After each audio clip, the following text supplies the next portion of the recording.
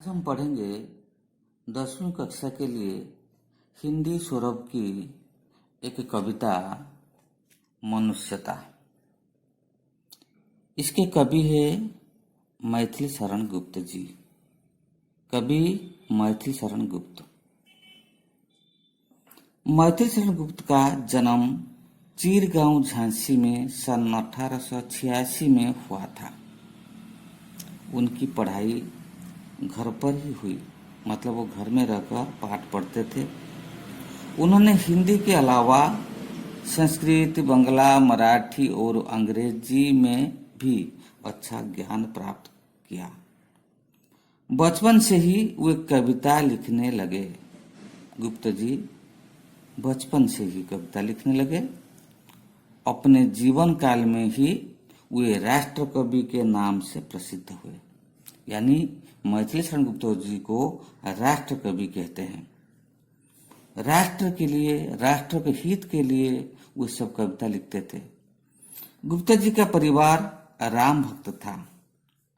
उन्होंने भारतीय जीवन के आदर्श, इतिहास और संस्कृति को अपने काव्य का आदर्श बनाया। भारतीय आदर्श, भारतीय इतिहास, भारतीय संस्कृति को उन्होंने आदर्श बनाया था।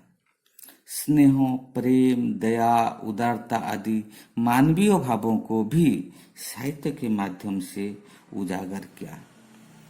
आज हम जो पढ़ेंगे मनुष्यता, वह भी उसी प्रकार ये जो स्नेह, प्रेम, दया, उदारता मानवीय भावों के आधार पर है। कवि इस कविता में कवि मनुष्य को महान बनने के लिए प्रेरणा देते हैं। तो इस कविता ऐसा ही है। विचार लो कि मर्त्य हो, न मृत्यु से डरो कभी। मरो परंतु यूं करो कि याद जो करे सभी। हुई न यूं सुमृत्यु तो वृथा मरे वृथा जिए। मरा नहीं वही कि जो जिया न आपके लिए। वही पशु प्रवृत्ति है कि आप ही चरे। वही मनुष्य है कि जो मनुष्य के लिए मरे।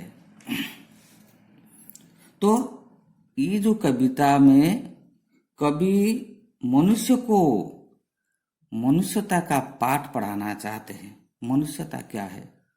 जो मनुष्य का जो अच्छा गुण होता है वो होता है मनुष्यता। तो मनुष्य का गुण क्या है, क्या करना चाहिए, इसके बारे में कवि ने कुछ बताया है। कवि का कहना है मनुष्य को तो मरना हो पड़ेगा, क्योंकि ये होता है मर्त्य। विचार लो कि मर्त्य हो। हमको विचार कर लेना चाहिए, हमको सोच लेना चाहिए, हमको मान लेना चाहिए कि ये मर्त्य है। हम जहां पर निवास करते हैं, जहां पर रहते हैं, ये जो पृथ्वी मर्त्य, ये इसमें जो लोग जन्म लेते हैं तो उसको मरना पड़ेगा। इसीलिए वो कहते हैं विचार लो कि मर्त्य हो, न मृत्यु से डरो कभी। ये तो मर्त्य है, मनुष्य को तो मरना पड़ेगा, इसीलिए मृत्यु से डरो कभी न डरो। यानी मृत्यु से डरना नहीं चाहिए। सभी को तो मृत्यु आएगी, लेकिन हम मृत्यु से डरना नहीं चाहिए। एक मनुष्यता का एक गुण होता है, और वो मनुष्य का एक गुण है जो मृत्यु को वो डरना नहीं चाहिए। मरो परंतु यूं करो। मरो, मरना तो पड़ेगा, परंतु यूं करो, ऐसा करो कि याद जो करे सभी, कि सभी लोग तुम्हें याद करें। तो कवि का कहना है ये मर्त्य है और इसमें सभी को मरना ही पड़ेगा, इसीलिए हम मृत्यु से डरना नहीं चाहिए। उनका कहना है मरो, कोई बात नहीं, मरना तो पड़ेगा, कोई बात नहीं, लेकिन यूं करो, ऐसा करो कि मरने के बाद भी सभी तुम्हारी याद करें।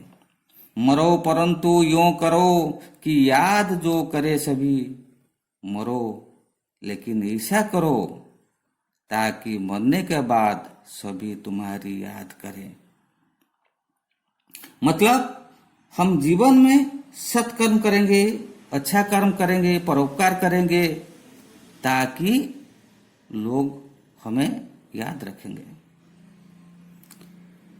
हुई न यूं सुमृत्यु तो वृथा मरे वृथा जिए। मनुष्य की मृत्यु सुमृत्यु होनी चाहिए, मृत्यु भी सुमृत्यु होनी चाहिए। मतलब जो कोई लोग काम करते हुए, दूसरों का काम करते हुए, समाज के लिए, लोगों के लिए, देश के लिए, जाति के लिए काम करते हुए मर जाता है तो उसकी मृत्यु कवि के अनुसार सुमृत्यु होती है। कवि का कहना हुई न यो सुमृत्यु, अगर तुम्हारी सुमृत्यु न हुई तो क्या होगा? तो वृथा मरे वृथा जिए, यानी तुम्हारा मरना भी वृथा हो जाएगा और जीना भी वृथा हो जाएगा। तो कवि का कहना है मृत्यु भी सुमृत्यु होनी चाहिए।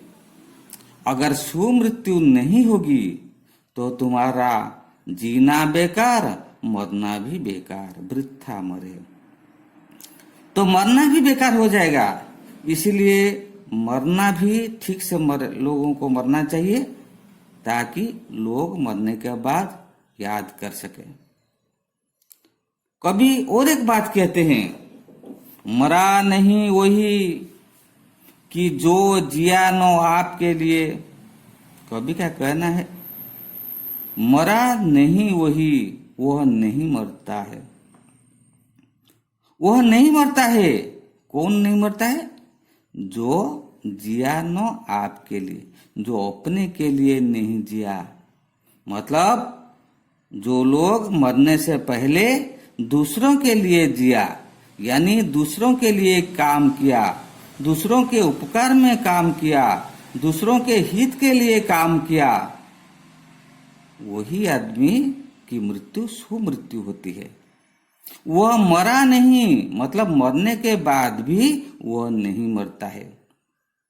जो दूसरों के हित के लिए काम करते हुए मर जाता है, कवि का कहना है मरने के बाद भी वह नहीं मरता, क्योंकि लोगों के दिल में वो रह जाता है।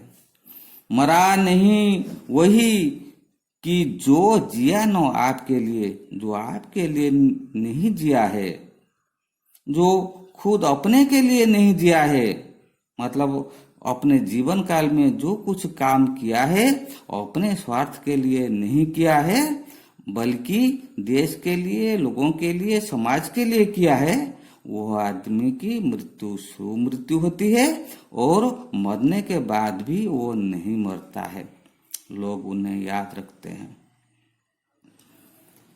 वही पशु प्रवृत्ति है कि आप ही चरे। पशु प्रवृत्ति क्या है?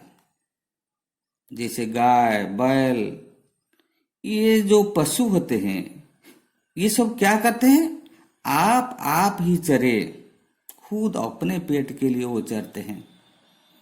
पशु का काम होता है ये अपने के लिए चरते हैं, अपने पेट को भरने के लिए चरते हैं, सिर्फ अपने के लिए वो चरते हैं, दूसरों के लिए नहीं चरते हैं। लेकिन मनुष्य ऐसा नहीं होता है।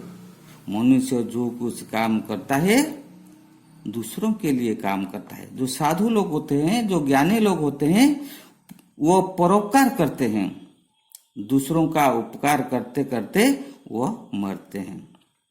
तो कवि का कहना है तो जो आप ही चरे वही पशु प्रवृत्ति है।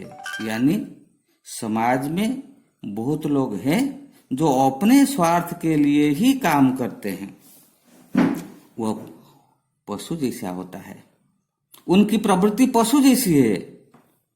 इसलिए ये प्रवृत्ति मनुष्य का लक्षण नहीं होता है। तो मनुष्यता क्या है? कवि का कहना है वही मनुष्य है मनुष्य वही होता है जो मनुष्य के लिए मरे। मतलब मनुष्य के लिए मरे, दूसरों लोगों के लिए मरे। मतलब जीवन भर जो कुछ काम करता है वो अपने के लिए नहीं, अपने स्वार्थ के लिए नहीं, मनुष्य के लिए ही काम करता है, दूसरों के लिए काम करता है, समाज के लिए, देश के लिए, जाति के लिए वो काम करता है। वही सचमुच मनुष्य है। यानी मनुष्यता का जो गुण उसी में ही विद्यमान रहता है। तो इसीलिए कवि का कहना है, मनुष्य की प्रवृत्ति पशु जैसा होना नहीं चाहिए, जो अपने स्वार्थ के लिए वो काम करता है। ऐसे समाज में जो लोग होते हैं वो सचमुच मनुष्य नहीं होते हैं। सचमुच मनुष्य वही होता है जो दूसरों के लिए काम करता है। आज इतना ही। बाद में हम पढ़ेंगे, इस अगले वीडियो में हम पढ़ेंगे इसके बाद का अंश।